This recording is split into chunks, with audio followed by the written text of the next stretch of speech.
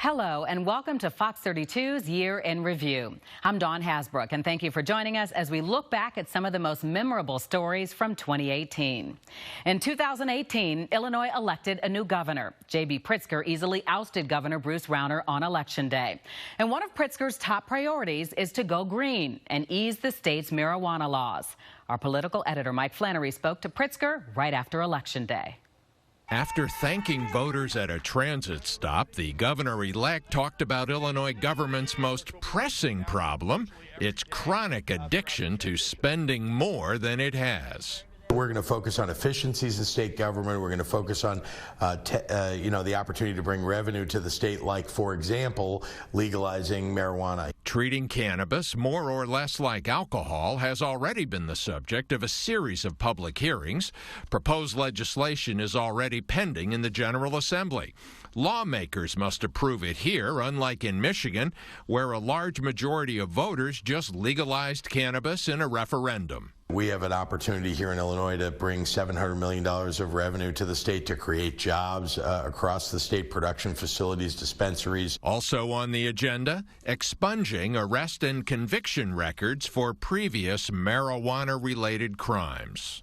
In addition to looking at the criminal records and making sure that those could be freed up upon legalizing recreational cannabis, the other thing that we've also looked at is making sure that those same communities that have been disproportionately affected by the war on drugs can also have economic opportunities in this industry.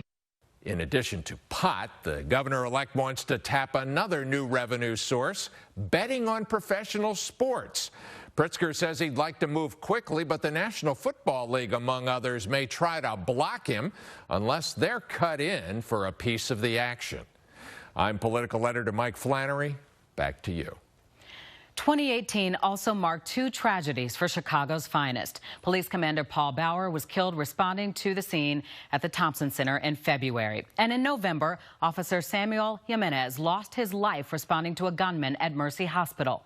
Fox 32's Joni Lum and Tia Ewing remember both men and the loved ones they left behind. Thousands of police officers from all over the country assembled outside Nativity of Our Lord Church to honor and remember Commander Paul Bauer and to wrap his family in the embrace of the police brotherhood. With admirable resolve, Bauer's 13-year-old daughter read scripture and showed why she is named Grace. You are precious in my eyes. You are glorious, and I love you.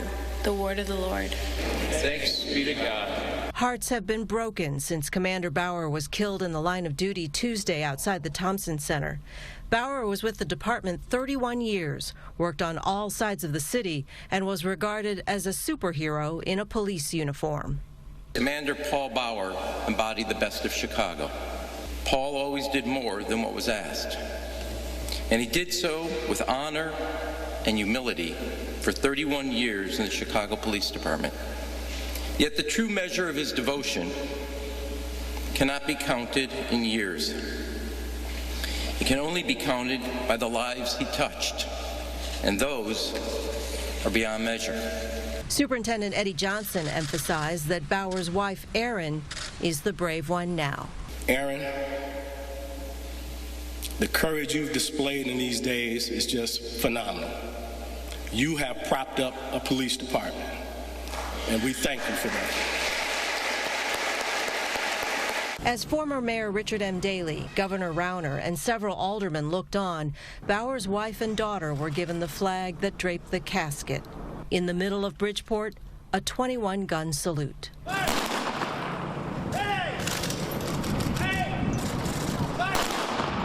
Thank you to everybody, all the thousands of policemen that have come out here, and the show of support has been unbelievable. At a time when a lot of hearts are in a million pieces, this has put a couple pieces back together.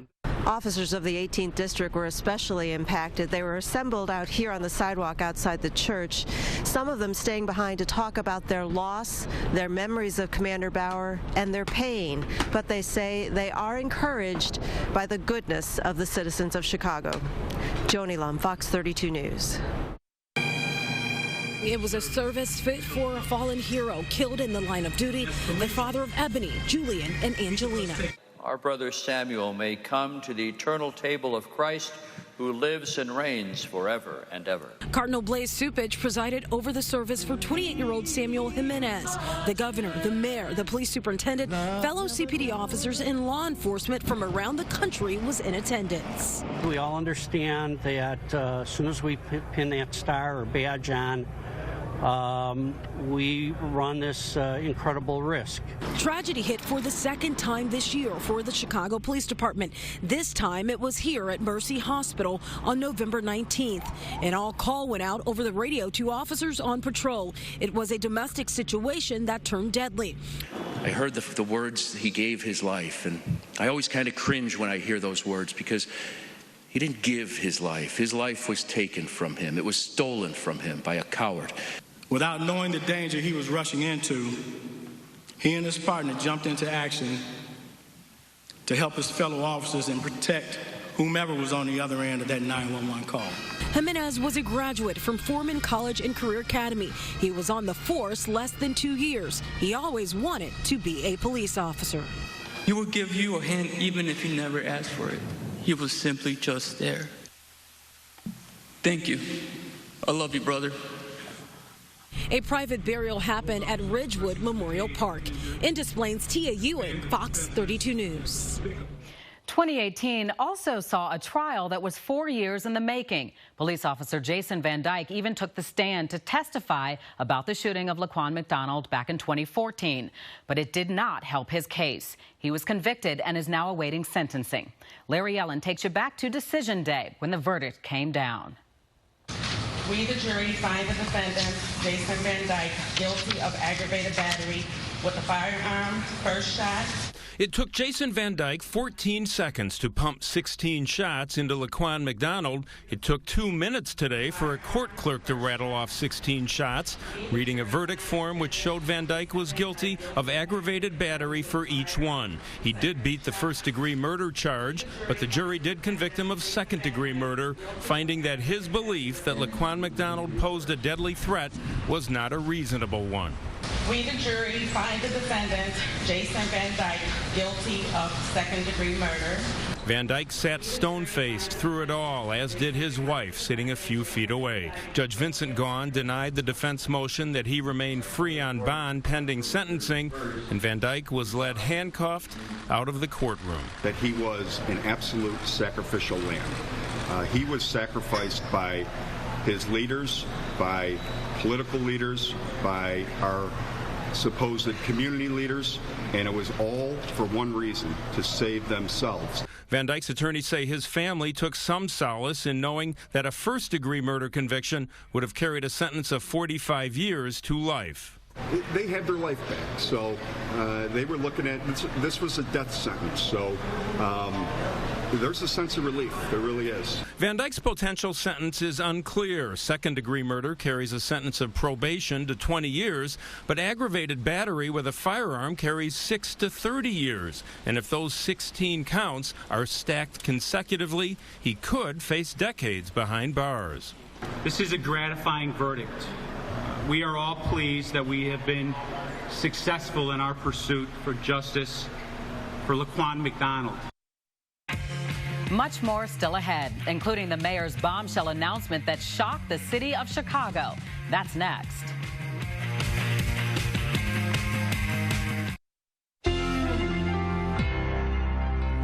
Welcome back. In 2018, Mayor Rahm Emanuel said he had had enough. In September, the mayor called a surprise press conference without many details. Turns out, he said he is stepping down. Political editor Mike Flannery has more. After declaring he would not run for a third term, the mayor got personal and occasionally choked up. In 4 congressional runs on the north and northwest sides of Chicago, and in 2 races for mayor, you, the people of Chicago and on the north side, cast aside old history and voted for a Jewish kid with the middle name Israel. I will always be profoundly grateful for that and what it means to my family. Rahm Emanuel is as much policy nerd as politician and rattled off campaign promises he's worked to deliver. To improve our schools, make our community colleges relevant, put our fiscal house on a stable footing, confront violence, and rebuild trust between the police and community, modernize our transportation systems, invest in our neighborhood parks and libraries, and grow our economy into an engine of jobs and opportunity for all Chicagoans. Leaders of the teachers union were already celebrating moments after Emanuel's announcement. Make no mistake, the members of this union won. We knocked out Mayor 1%. This union takes credit for this mayor's departure. Perhaps reflecting new political uncertainty at City Hall, Chicago's longest-serving alderman deflected when asked to rank Emanuel among the mayors he's served with since 1969. I've served with 8 mayors now, and I've had a working relationship with all of them. Emanuel noted his fight with the teachers union resulted in a longer school day and school year. With universal pre-K, it's the equivalent of 4 more years in class for students. What matters most in public life is 4 more years for our children, not 4 more years for me. The debate over Rahm's legacy, good mayor, bad mayor, will dominate next year's campaign and likely continue for years to come. I'm political editor Mike Flannery. Back to you. In 2018, Fox 32 and OpenTheBooks.com blew the lid off of a problem affecting several school districts, many of them with low-income families. Superintendents and school leaders making supersized salaries and pensions. It began in October when Dane Placo showed up at a school board meeting in Calumet City. Is there anything you want to say about your salary? I have a presentation to give. Okay, can you talk to us later? I'm sorry, excuse me. After 14 years, it's Troy Paraday's last school board meeting as superintendent of Calumet City District 155, but it's hardly a warm send-off. There should be more stuff for these kids. It does look like a prison in there. Angry parents packed the meeting. It doesn't make any sense that we have to come here and fight and beg y'all for stuff for our kids. While teachers complained about the mold outbreak that closed the district's junior high. My classroom was destroyed. I have nothing left of my 22-year career. They say money's tight at this small district comprised of 3 schools and just 1,100 students, except for Superintendent Paraday, who this year will earn a salary of $309,000. But that's not all. Paraday's contract also calls for a car allowance, insurance benefits, retirement annuity, and other goodies, driving up his annual compensation to $407,000 a year, the highest of any Illinois school superintendent. So we had some questions for the board. A number of you have been here for a long time. Can anybody explain to us how this contract got to be so large? Wow. Wow. Wow. Not one. Everybody looks down. Does anybody want to defend Dr. Paraday's contract? Wow. That's just the start. When Paraday retires on October 31st, Calumet City taxpayers will be handing him a big Halloween treat. Open the Books and Fox 32 found a clause in Paraday's contract that allows him to collect cash for unused time off. Since 2005, he's accumulated 567 days of unused vacation, sick time, and personal days. Based on Paraday's current salary, he'll cash those days in for more than $762,000, which got a reaction from parents. That'll be a check in excess of $750,000. Did anybody here know that he was going to leave with that big a check? Anybody? Parents understand that dollars must follow the child in the classroom and not an overcompensated, expensive bureaucracy. Adam Andrzejewski of the watchdog group Open the Books says Calumet City parents deserve to be angry, but need to do more than just shout. They should go to the board meetings, give public comment, and then turn around and get their friends and family to run for school board. Speaking of family, we found 3 board members have family members currently or formerly employed by the district, which raises a potential conflict of interest. Is it right to vote on his contract if you have family members that call him boss? Didn't bother me. Didn't bother you? No, I thought he did a fine job. He's still doing a fine job.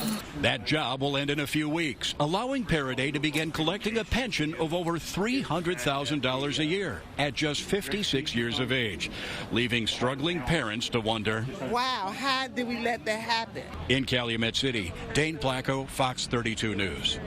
Well, since our story aired, Paraday was fired for financial misconduct. Coming up, Ramble On, the men's basketball team that captured the hearts of Chicago and the world.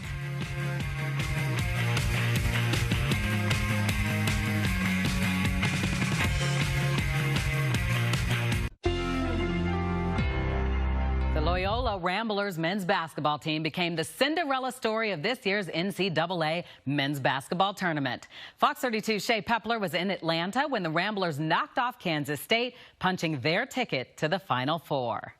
We'll call them Cinderella indeed. The Loyola Ramblers are heading back to the Final Four for the first time in 55 years, and this game was not close against Kansas State. Ben Richardson having a career night with 23 points. But when I asked these guys when they knew it was over, when they knew they were going to the Final Four, they said it wasn't until the closing minutes. I think with like 1.5, 2 minutes, we broke it back up to like 16. I think Dante got fouled. We were going to the line, and that's when it was kind of like, we're really winning this. We're really going to the Final Four.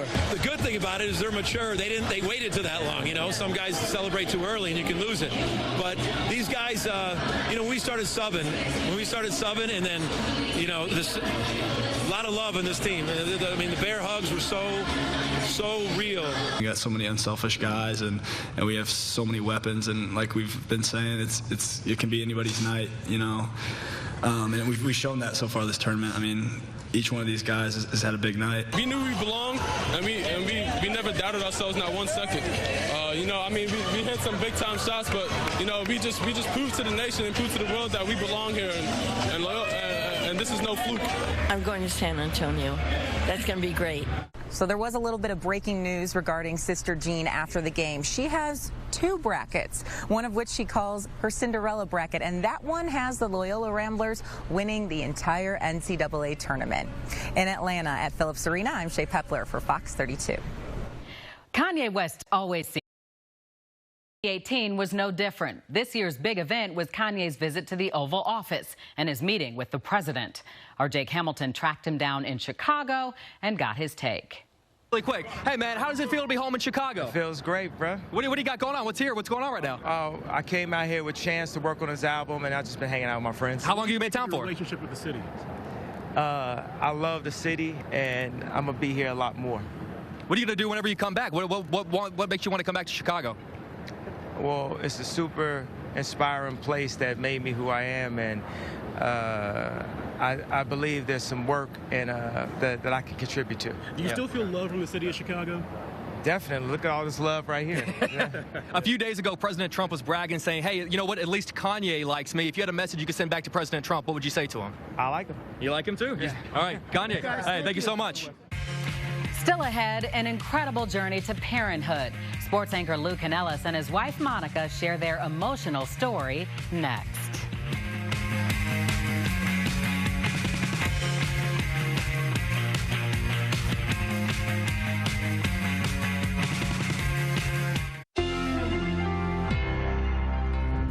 We leave you with a special story of one of our own. In November, our Lou Canellis and his wife Monica talked with Sylvia Perez about their emotional journey to become parents. They hope it will inform other couples about surrogacy and how it helped them bring a beautiful baby daughter into the world. Please enjoy this special story and have a happy new year. Meet 5-month-old Gia. She acts like her. She looks like me. That's why she's so cute. She is the baby Monica and Lou Canellis thought they could only dream about. When they married 13 years ago, Monica knew she would never be able to bear her own biological child. Being a childless couple was something they accepted as their fate, until at almost 11 years into their marriage, much to Monica's surprise, Lou had a revelation about himself. It's time to grow up, you know, and you're not getting any younger. You're 51, and you came from a beautiful family, 3 boys, 2 brothers, mom and dad. Going through the process as a woman of knowing that you can't have a child is very emotional, and it just brought all that up again. Their fertility doctor encouraged not adoption, but surrogacy. I didn't even know what surrogacy was. Are we using my sperm? Are we using someone else's egg? who's going to carry the baby, because I know you can't carry the baby. And that is how the story of baby Gia begins 1.5 years ago. Lou and Monica did something called gestational surrogacy. Using loose sperm and a donor egg, another woman, the gestational surrogate, carried baby Gia to term. But it was a long road to get there, and the Canellises documented every emotional step. We've had 2 failed attempts to get pregnant, so this is our 3rd time. Lou and Monica are in a growing group choosing surrogacy. It's becoming more common in the U.S. as international and national adoptions are harder to come by, and more gay and lesbian couples decide to have children. The cost for surrogacy can vary widely, but ranges from $50,000 to $100,000 plus. The surrogate mother receives anywhere from $25,000 to $35,000, with the rest going to medical, legal fees, and more. But we're pregnant! Oh my God! Like, I always thought about doing it. Blondine is the surrogate the Canellises used. She and her husband Clinton have 4 boys and wanted to bring that gift of family to a childless couple. In this case, Lou and Monica. It's not something that's worth it to sacrifice 2 years of your life, maybe 3 years, if it does not work out right away. So you have to really get into it, with your heart. On May 10th, 2018, Georgia Kailani Canellis was born. Coincidentally, Gia and Blondine share the very same birthday, hence the crown and champagne that Lou and Monica brought for the double birthday celebration. Theirs is a story the Canellises wanted to share on this week of giving thanks to let other couples know there is another option, one not often discussed, that made what they thought was an impossible dream into a beautiful reality. Don't worry, if this is something that you want to do it, because it's so well worth it. She's living proof that you can have a miracle baby like we did. She's our life. And I can't wait to grow old with her. Sylvia Perez, Fox 32 News.